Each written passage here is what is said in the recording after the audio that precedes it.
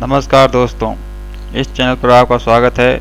आज इस वीडियो के अंदर हम आपको बताएंगे कि आपके जो सरकारी नौकरी का योग कुंडली के अंदर जो बनता है वो किस प्रकार से बनता है। तो इस पर मैं बहुत से वीडियो बना चुका हूँ, लेकिन आज एक नई जानकारी लेकर आपके लिए आया हूँ। और जो ज्योतिष को बिल्कुल नहीं जानते हैं उनके लिए विशेष वीडियो है ये, और जो ज्योतिष को जानते हैं थोड़ा बहुत वो भी ये वीडियो देख सकते हैं। तो मैं आज जो बताऊंगा सरकारी नौकरी का योग आपकी कुंडली के अंदर ग्रहों की जो प्लेसमेंट होती है उसके आधार पर किस प्रकार से बनता है। तो सिर्फ आपको ग्रहों की प्लेसमेंट देखनी है और कोई दृष्टि वगैरह नहीं देखनी है, आपको राशि परिवर्तन नहीं देखना है और किसी चक्कर में नहीं पड़ना है। सिर्फ प्लेसमेंट देखिए और पता लगाइए कि आपकी कुंडली के अंदर सरकारी नौकरी का योग ग्रह की जो प्लेसमेंट है उसके आधार पर बन रहा है या नहीं बन रहा है। तो बहुत ही सिंपल सा सरल सा सूत्र सरकारी नौकरी का योग जांचने के लिए मैं ये वीडियो बना रहा हूँ, तो आप अभी देखिए। तो सबसे पहले जो बिल्कुल कुंडली को नहीं जानते हैं उनको मैं बता देता हूँ कि आपको किस प्रकार से भावों को, जो कुंडली के जो भाव होते हैं उनको कैलकुलेट करना है। ये जो हमारा होता है कुंडली का फर्स्ट हाउस होता है। ये जो बिल्कुल ज्योतिष नहीं जानते हैं वो ये नहीं जानते हैं कि किस प्रकार से कुंडली के भावों को गिना जाता है। तो ये फर्स्ट हाउस होता है। फिर एंटी क्लॉकवाइज इसको गिनना है। ये first, second, third, fourth, fifth, six, seventh, eighth, ninth, 10th, 11 and 12th, ये जो 12 भाव होते हैं कुंडली के। तो इस प्रकार से आपको कैलकुलेट करना है। और यहाँ पे चाहे कोई भी राशि लिखी हो इस बात से कोई फर्क नहीं पड़ता है। और जो मैं घरों के भी प्लेसमेंट बताऊँगा तो ये सिर्फ आपको हाउस के अंदर देखनी है, ये नहीं देखना है कि वो किस राशि के अंदर बैठा हुआ है और किस ग्रह द्वारा वो देखा जा रहा है, किस राशि परिवर्तन हुआ है या नहीं हुआ है। ये कुछ नहीं देखना है, आपको ये देखना है कि इस भाव के अंदर, जो जिस भाव के अंदर मैं बता रहा हूँ उस भाव के अंदर बैठा है या नहीं बैठा है। तो बहुत सरल सा सिंपल सा सूत्र आइए बताते हैं आपको। तो सबसे पहले राहु से स्टार्ट करता हूँ। यदि इस हाउस के अंदर आपके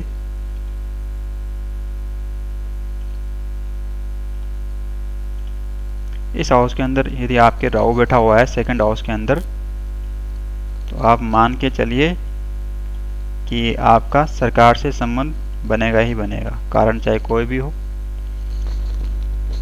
यानी कि सरकारी नौकरी का चांसेस आपका बन गया है, ये आप चेक कर सकते हैं। और जिनकी सरकारी नौकरी लग चुकी है वो भी चेक कर सकते हैं। और मैं ये साथ साथ ये भी बता दूं कि ये जो मैं सूत्र बता रहा हूँ ये सूत्र 60 से 70% कुंडलियों में काम करेंगे, बाकी 30% कुंडलियों के अंदर पूरी जांच पड़ताल कुंडली की करनी पड़ती है, ये आपको मालूम होना चाहिए।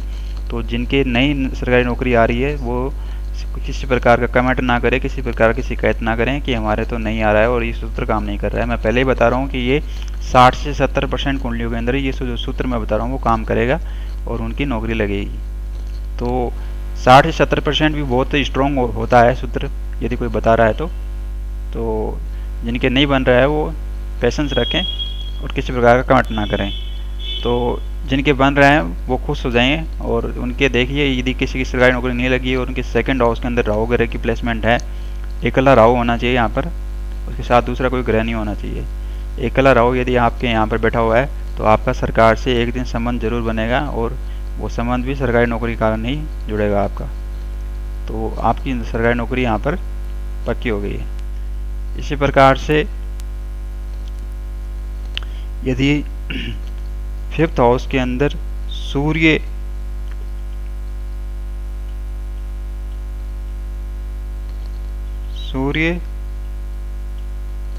या गुरु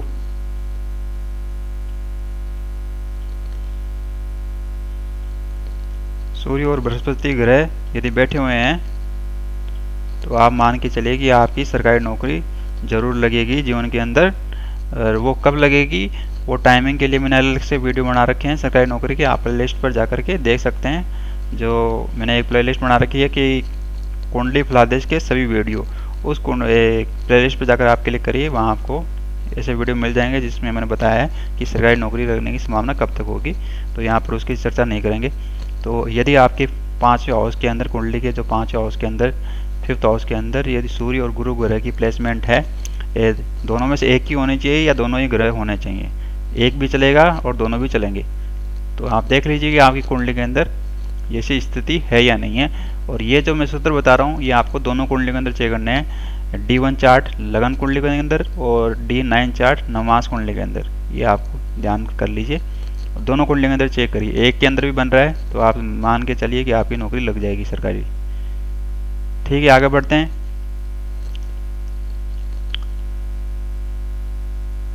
अब इस 9th हाउस पर यदि सूर्य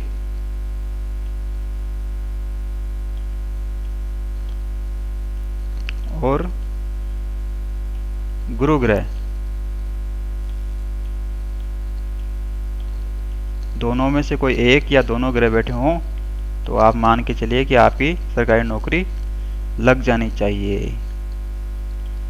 ये सिर्फ मैं भावों के आधार पर बता रहा हूँ, तो हाउस के हिसाब से बता रहा हूँ। कोई राशि रुचि क्या कोई ज़रूरी नहीं है यहाँ पर, चाहे कोई भी राशि लिखी हो, चाहे 9 नंबर लिखा हो, चाहे 10 नंबर लिखा हो, चाहे 1 नंबर लिखा हो, चाहे 4 नंबर लिखा हो, इससे कोई फ़र्क नहीं पड़ता। चाहे यहाँ पर भी किसी प्रकार कोई फ़र्क नहीं पड़ता कि कितना नंबर लिखा हो।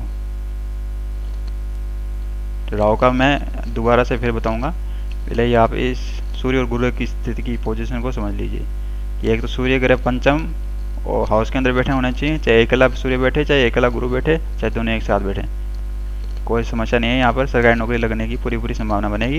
इसी प्रकार से सूर्य और गुरु 9th हाउस के अंदर बैठते हैं, प्लेसमेंट होती है उनकी, दोनों में से कोई चाहे एक बैठे चाहे दोनों बैठे तो भी सरकारी नौकरी लगने की संभावना बनेगी। इसी प्रकार से आप यहाँ जाइए 10th हाउस के अंदर। 10th हाउस के अंदर भी सूर्य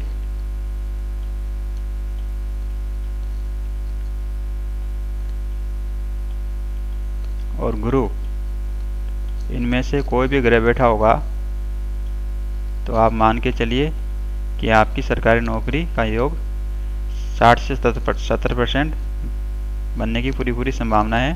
चाहे सूर्य अकेला बैठे, चाहे गुरु अकेला बैठे, चाहे दोनों एक साथ बैठे, कोई दिक्कत नहीं है, सरकारी नौकरी लगने की संभावनाएं बन जाएंगी। इसी प्रकार से 11th हाउस के अंदर चलते हैं। यदि सूर्य या गुरु दोनों में से कोई भी एक या दोनों ग्रह साथ बैठे हुए हों तो आपकी सरकारी नौकरी लगने की संभावनाएं बन जाएंगी। आप चेक कर सकते हैं, जिनकी लग चुकी वो भी चेक कर सकते हैं, और जिनकी नहीं लगी है अभी तक वो तलाश कर रहे हैं सरकारी नौकरी की, वो भी चेक कर सकते हैं। यदि आपके पिताजी की लगी हुई तो आप उनकी कुंडली चेक कर लीजिए, आपको पता लग जाएगा इस सूत्र के अंदर कितना दम है। या आपके चाचा जी की लगी हुई है, आपकी ताऊ जी की लगी हुई है तो भी आप चेक कर सकते हैं। किसी फ्रेंड की लगी हुई है सरकारी नौकरी तो उसकी कुंडली आप इस सूत्र के द्वारा चेक कर सकते हैं। तो 60 से 70% कुंडलियों के अंदर ये सूत्र सही पाया जाएगा और नौकरी लगाने वाला पाया जाएगा।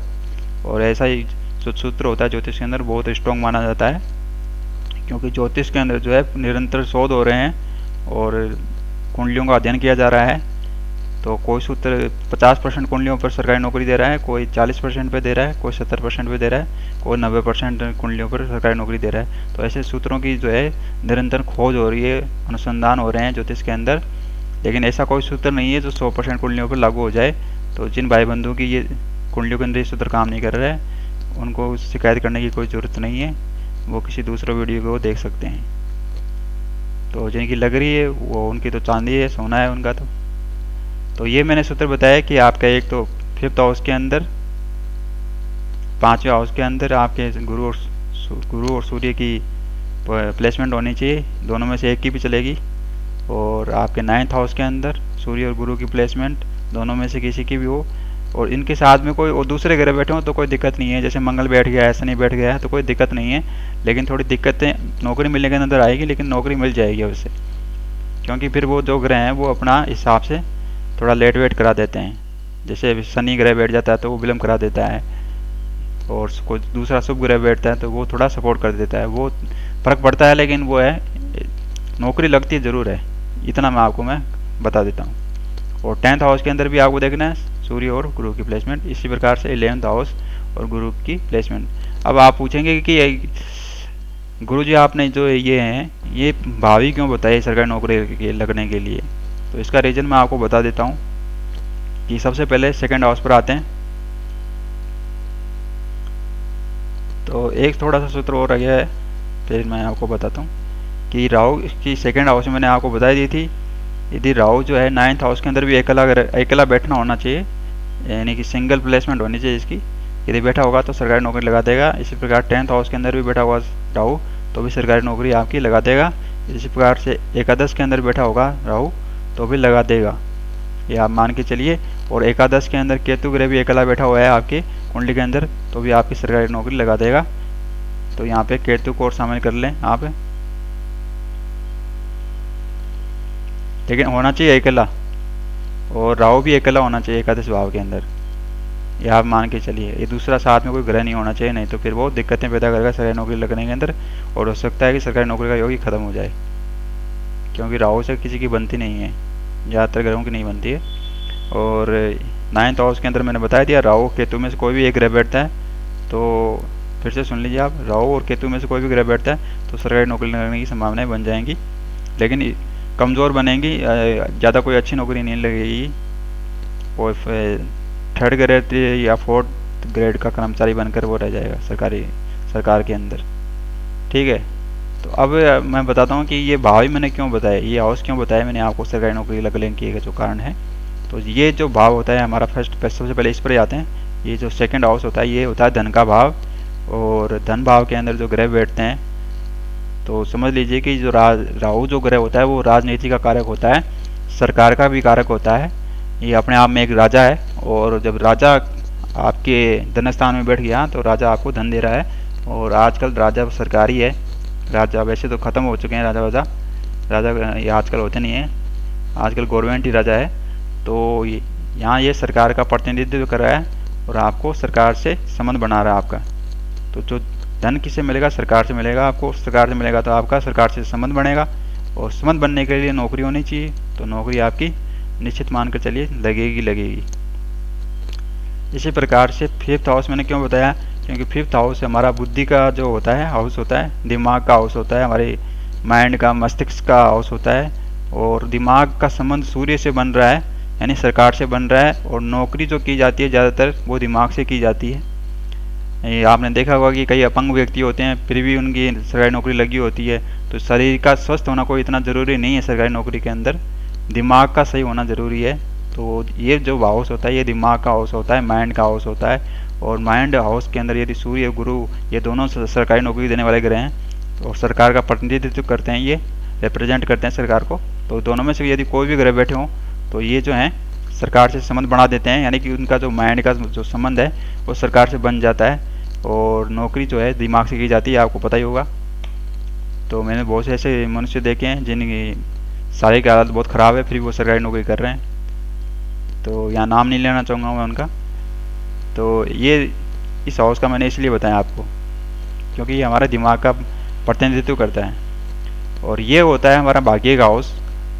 और भाग्य का हाउस होने का मतलब ये हो गया कि हमारा जो भाग्य का संबंध है वो सरकार से बन गया है, और भाग्य का संबंध बनेगा तो मतलब सरकारी नौकरी जो है हम चाहेंगे नहीं करना, लेकिन फिर भी अचानक ही हमारा कुछ ऐसा संयोग बनेगा, कुछ ऐसा संस्कार बनेगा कि हमारे को सपोर्ट अपने आप ही मिलने लगेगा, और हम जो है आसानी से कोई कंपटीशन एग्ज़ाम देंगे और उसमें सिलेक्शन हो जाएगा। लेकिन न चाहते हुए भी फार्म भरेंगे नौकरी के लिए, हम कोई बिजनेस करना चाहेंगे या किसी दूसरी फील्ड के अंदर जाना चाहेंगे, लेकिन फिर भी हमारा भाग्य जो है हमें सरकारी नौकरी दिला देगा। और कहीं से हमारे चाचा ताऊ जी वगैरह हैं सपोर्ट कर देंगे, हमारे यार दोस्त सपोर्ट कर देंगे हमको, और किसी प्रकार से चेक से सरकारी नौकरी लग जाएगी। ये इस भाग्य से संबंध बना रहे हैं सूर्य और गुरु इसी कारण। और यहाँ से है सूर्य और गुरु, ये हमारे कर्म का भाव होता है, हमारे मान सम्मान का भाव होता है, और आजीविका का भाव होता है, इसलिए मैंने यहाँ पर सूर्य गुरु का बैठाया है और प्लेसमेंट कराइए। तो यहाँ पर क्या है, उस जातक को बहुत कोशिश करनी पड़ेंगी, और हालांकि उसके माँ बाप उसको मना करेंगे सरकारी नौकरी मत कर, बिजनेस कर ले, हमारा जो भी है हमारे खानदानी बिजनेस है चल रहा है, लेकिन वो उनकी नहीं सुनेगा, और अपने कर्म द्वारा, अपने बुद्धि बल के द्वारा और अपने बाहुबल के द्वारा, भुजाओं के बल पर वो कंपटीशन की तैयारी करेगा और अच्छी कोचिंग लेगा और कंपटीशन एग्ज़ाम को पास करेगा, और इंटरव्यू में सिलेक्ट होकर के उसकी सरकारी नौकरी लग जाएगी। उसमें सारा का सारा पुरुषार्थ उसी बंदे का होगा, उसी जातक का होगा, उसमें किसी दूसरे का सपोर्ट नहीं होगा। यहाँ पर आप साफ साफ देखते भी जाइए कि किस प्रकार की उसकी कंडीशन होगी सरकारी नौकरी करने की। यहाँ पे भाग्य उसको सपोर्ट करेगा, यहाँ पर उसका कर्म उसको सपोर्ट करेगा। वो बहुत जुझारू होगा बंदा, और अपने बाहुबल से दुनिया को अपना लोहा बनवा देगा, कि चाहे कितनी उसके जीवन में बाधाएं हैं, लेकिन वो उन बाधाओं को पार करके अपनी सरकारी नौकरी प्राप्त कर लेगा। और इस यहाँ पर मैं किस लिए बता रहा हूँ, क्योंकि ये हमारा जो होता है 11th हाउस, वो हमारे लाभ का भाव होता है, इनकम का हाउस होता है। तो लाभ यदि सरकार से लिखा है, तो सरकार से लाभ लिखा है तो कितना, यदि सरकार हमें कोई पुरस्कार भी देगी तो कितना देगी। ये जितने भी दादा साहब फाल्के पुरस्कार होते हैं या और कोई पुरस्कार होते हैं जिनके मैं नाम यहाँ नहीं लेना चाहूँगा, तो उनमें कितना अमाउंट दिया जाता है पुरस्कार के साथ, सर्टिफिकेट के साथ 2-2.5 लाख रुपए, 5 लाख रुपए। इससे तो हमारा कोई ज़्यादा संबंध नहीं बनाओ ना, हमें तो डेली की इनकम चाहिए, सरकार से लाभ चाहिए। तो इसके लिए सरकारी नौकरी लगना ज़रूरी है। और यहाँ पे लाभ भाव में सूर्य और गुरु बैठे हुए हैं, तो ये हमारा सरकार से संबंध जोड़ रहे हैं। इसी प्रकार केतु भी जो है एक सरकार को रिप्रेजेंट करता है, क्योंकि राहु और केतु दोनों एक ही हैं। ये दोनों अलग अलग हो गए थे, मतलब वो सागर मंथन के दौरान जो राहु ने अमृत पिया था, लेकिन राहु सर है और उसका जो शरीर, आधा जो शरीर है, ये केतु है। तो दोनों एक ही हैं। यदि राहु सरकार को रिप्रेजेंट करता है तो केतु भी रिप्रेजेंट करता है सरकार को। तो यहाँ पे राहु होगा तो भी सरकारी नौकरी लग जाएगी अकेला, और केतु होगा तो भी सरकारी नौकरी लग जाएगी, और सूर्य और गुरु में होंगे तो डेफिनेटली लगी जाएगी सरकारी नौकरी, क्योंकि ये सरकार से हमारे को लाभ दिला रहे हैं। तो ये आप मान के चलिए। तो ये भाव मैंने आपको इसलिए बताए। तो दोस्तों, आशा है आपको ये वीडियो पसंद आया होगा। पसंद आया है तो आप इसको लाइक कर सकते हैं, शेयर कर सकते हैं। और शेयर आप तभी कर पाएंगे जब इसको लाइक करेंगे। जब आप लाइक करेंगे तभी आपके सामने जो नीचे वीडियो के नीचे शेयर के ऑप्शन आपके सामने खुलेंगे। और मेरे वीडियो भविष्य में प्राप्त करने के लिए आप क्या कर सकते हैं, आप जो सब्सक्राइब बटन है उसको क्लिक करेंगे, तभी आपके सामने एक वो बेल की जो मार्क दिया हुआ, निशान दिया हुआ, उस पर आप क्लिक करेंगे तो आपको जल्दी से जल्दी नोटिफिकेशन मिल जाएगा आपको वीडियो को, जब भी मैं अपलोड करूँगा। तो ऐसी यूज़फुल जानकारी प्राप्त करने के लिए आप इस वीडियो को चैनल को सब्सक्राइब कर सकते हैं और वीडियो को लाइक कर सकते हैं, ताकि दूसरे लोगों को देखने की प्रेरणा मिले। धन्यवाद दोस्तों। जय भारत, जय हिंद।